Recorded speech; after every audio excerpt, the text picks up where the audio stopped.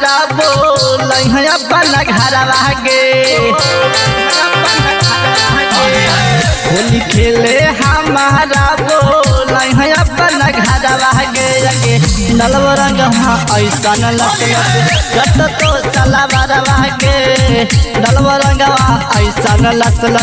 कट तो चला बरवा गे पूरा हो जैतौ हमारे दिल गया रवाना गे पूरा हो जैतौ हमारे दिल गया रवाना गे अगे नलव रंग ऐसा लस कट तो चला बरवा गे नलव रंग ऐसा लस कट तो चला बरवा गे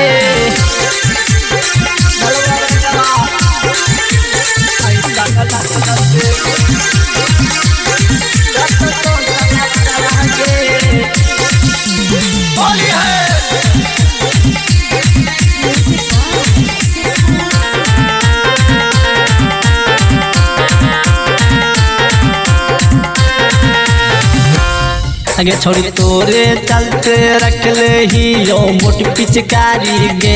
जहिया देखबो मौका ओहिया धाके डालू बरियारी गे धाके डालू बरियारी गे धाके डालू बरियारी छौरी तोरे चलते रख ले ही यो मोटी पिचकारी गे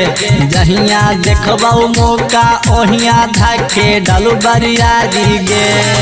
कितनो चिलमी नहीं जाई देव घरवा गे कितनो चिलमी नहीं जाई देव घरवा गे डाला रंगवा ऐसा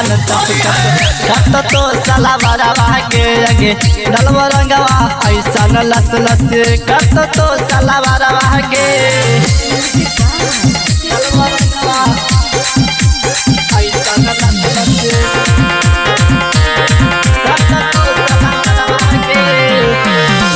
आगे छौरी नन्नर पुजारी से ज्यादा तू तो मजा उठाई गे राम में प्यार जैसर मारद छौरी कहीं न पाई गे राम में प्यार जैसर मारद छौरी कहीं न पाई आगे छौरी नन्नर पुजारी से ज्यादा तू तो मजा उठाई गे राम में प्यार जैसर मारद छौरी कहीं न पाई गे दोनों छुड़ाव है ऐतौ भैया बहिन फरवा गे कितनो छुड़ाव है ऐतौ भैया बहिन फरवा गे अगे डालो रंगवा ऐसा लस कट तो सला बरवा गे डालो रंगवा ऐसा लस कट तो लहंगवा गे सिप्पू स्टूडियो पंचायतपुर।